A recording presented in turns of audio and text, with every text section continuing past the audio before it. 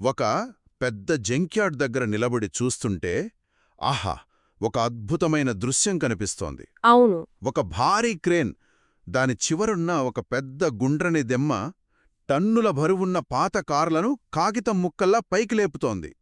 ఆ అదృశ్య శక్తి చూస్తుంటే భలే ఆశ్చర్యంగా ఉంది. నిజమే. అది ఇనుమును అంత సులభంగా ఎలా పట్టుకోగలుగుతోంది? ఆ దిమ్మ ఉంది కదా, అదొక శక్తివంతమైన విద్యుదయస్కాంతం. విద్యుత్ అయస్కాంతమా? అవును. అంటే ఒక ఇనుప కోర్ చుట్టూ వేలసార్లు రాగితీగను చుట్టి దాని ద్వారా కరెంటు పంపినప్పుడు ఒక అసాధారణమైన అయస్కాంత క్షేత్రం ఏర్పడుతుంది. మనం వాడే మామూలు అయస్కాంతాల కంటే దీని శక్తి 100 రెట్లు ఎక్కువ. ఓ, అందుకే అంత బరువైన వాహనాలను కూడా అది అలవోకగా లేపుతోంది. కరెక్ట్. ఆపరేటర్ ఒక బటన్ నొక్కగానే విద్యుత్ ప్రవాహం ఆగిపోతుంది. వెంటనే ఆ శక్తి మాయమై కారు కింద పడిపోతుంది. అద్భుతం. అంటే ఆ క్షణంలో శక్తిని సృష్టించి ఆ తర్వాత మాయం చేయొచ్చన్నమాట. ఇది మనం రోజూ చూసే వాటికి చాలా భిన్నంగా ఉంది. ఎలా? ఉదాహరణకు మన ఫ్రిడ్జ్ డోర్కు అతుక్కునే స్టిక్కర్లు లేదా పిన్ హోల్డర్లో గుండుసూదులన్నీ ఒకేచోట అంటుకునుండటం. మ్మ్. వాటిలో ఉండేది శాశ్వత అయస్కాంత శక్తి. ఈ రెండింటి వెనక ఉన్న ప్రాథమిక సూత్రం ఒక్కటేనా? ప్రాథమిక సూత్రం ఒకటే, కాని వాటి మూలం, వాటి ప్రవర్తన వేరు. అంటే ఈరోజు మనం ఆ తేడాలను, వాటి వెనక ఉన్న సైన్సును కొంచెం లోతుగా పరిశీలిద్దాం. బాగుంది. ఈ అదృశ్య శక్తిని మానవులు ఎలా కనుగొన్నారు?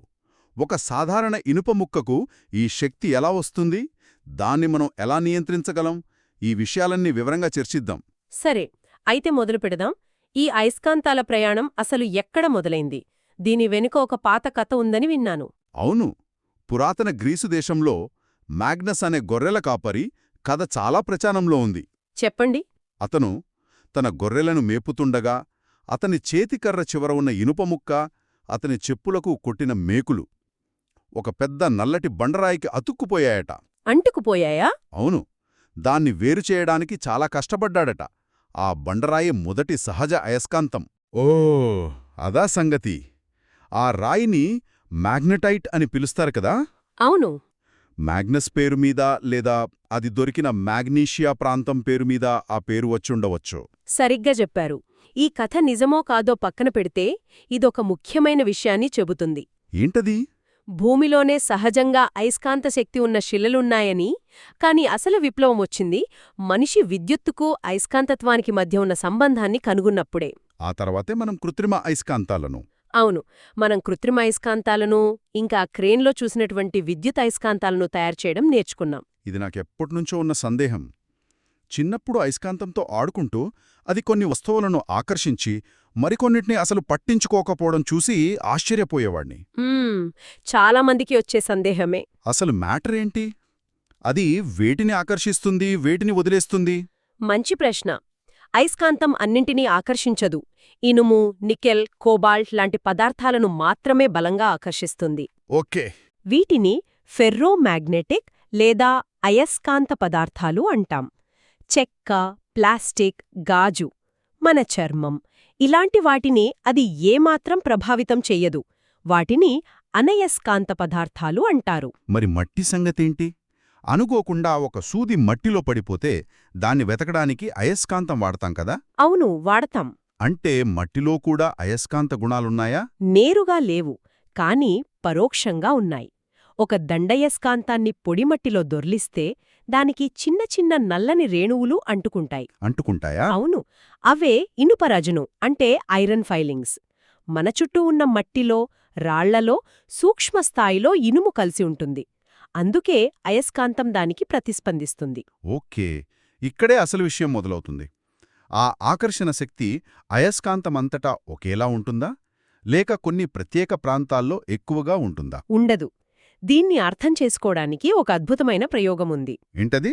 ఒక తెల్ల కాగితంపై ఇనుప రజనును పల్లుచగా చల్లాలి. దానికింద ఒక దండాయస్కాంతాన్ని ఉంచితే ఒక మ్యాజిక్ జరిగినట్టు అనిపిస్తుంది. ఆ ఇనుపరేణువులు ఒక నిర్దిష్టమైన ఆకారంలోకి వస్తాయి. ఆకారంలోకా? ఎలా? అవి గాలిలో తేలుతున్నట్లుగా కంటికి కనిపించని గీతల్లా ఏర్పడతాయి. ఆ గీతలు అయస్కాంతం యొక్క ఒక చివర నుండి మొదలై వంపు తిరిగి రెండవ చివరకు చేరుకుంటాయి. ఆ గీతలే అయస్కాంత క్షేత్రం. మ్యాగ్నెటిక్ ఫీల్డ్ అంటే అయస్కాంతం చుట్టూ ఒక అదృశ్య శక్తి క్షేత్రం ఉంటుందన్నమాట. కరెక్ట్. ఆ క్షేత్రంలోకి వచ్చిన అయస్కాంత పదార్థాలు ఆకర్షింపబడతాయి. మీరు గమనిస్తే ఆ గీతలు అయస్కాంతం చివర్ల వద్ద చాలా దట్టంగా ఉంటాయి. అవును, మధ్యలో పలుచగా ఉంటాయి. అందుకే ఆ చివర్ల వద్ద ఆకర్షణ శక్తి అత్యధికంగా కేంద్రీకృతమై ఉంటుంది. ఆ చివర్లనే మనం అయస్కాంత ధృవాలు లేదా పోల్స్ అని పిలుస్తాం. ఈ ధృవాలకు దిశలతో కూడా సంబంధం ఉంది కదా. పూర్వకాలంలో నావికులు దిక్సూచి లేకుండానే వీటి సహాయంతో దారి కనుక్కునేవారని చదివాను. నిజమే. ఆ చైనా చక్రవర్తి హోయాంగ్టీ రథంపై ఉన్న విగ్రహం చెయ్యి ఎప్పుడూ దక్షిణం వైపు చూపేదట. ఆ కథ వెనుక ఉన్న సూత్రం చాలా శక్తివంతమైనది. ఒక దండయస్కాంతాన్ని దారంతో కట్టి స్వేచ్ఛగా వేలాడదీస్తే అది ఎప్పుడూ భూమి యొక్క ఉత్తర దక్షిణ దిశలలోనే ఆగుతుంది. ఎప్పుడూనా? ఎందుకలా? ఎందుకంటే మన భూమి కూడా ఒక పెద్ద సహజ అయస్కాంతంలా పనిచేస్తుంది. ఓహో, భూమి కూడా ఒక అయస్కాంతమా? అవును, దానికూడా ఒక ఉత్తర దక్షిణ ధృవాలు ఉన్నాయి. ఆ చిన్న అయస్కాంతం భూమి అనే ఆ మహా అయస్కాంత క్షేత్రంతో తనను తాను అలైన్ చేసుకుంటుంది. అందుకే అది ఎప్పుడూ ఒకే దిశను చూపుతుంది. ఉత్తరం వైపు చూపే చివరను ఉత్తర ధ్రువం, దక్షిణం వైపు చూపే చివరను దక్షిణ ధ్రువం అని అంటారు. సరిగ్గా.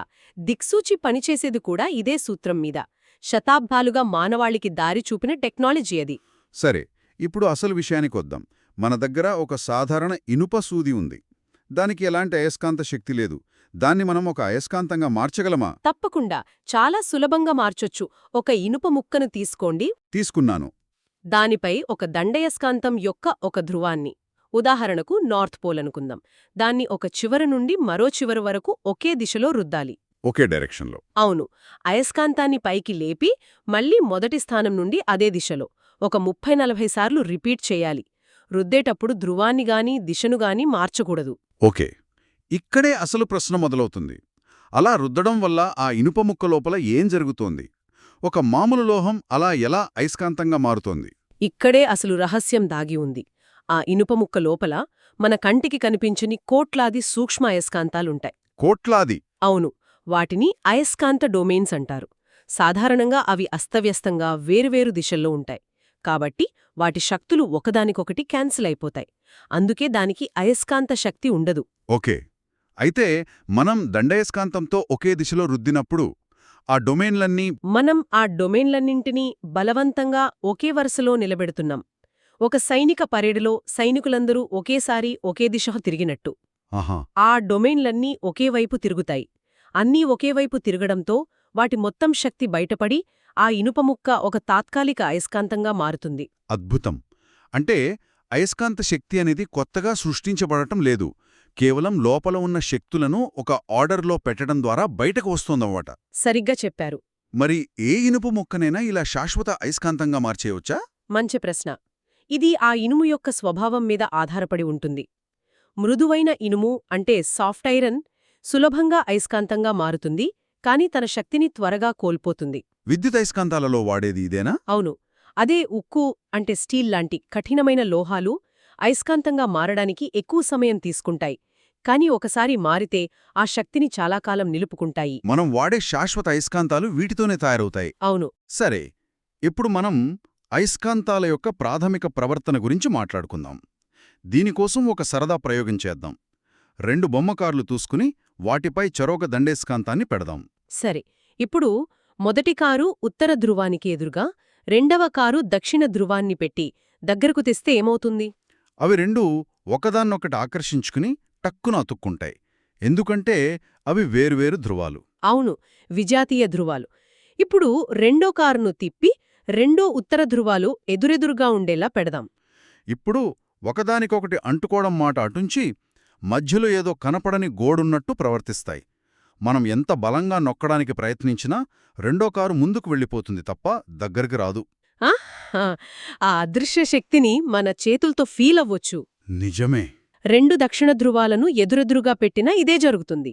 దీన్ని బట్టి స్పష్టమయ్యే ప్రాథమిక సూత్రమేమిటంటే, విజాతీయ ధృవాలు ఆకర్షించుకుంటాయి, సజాతీయ ధృవాలు వికర్షించుకుంటాయి. కరెక్ట్.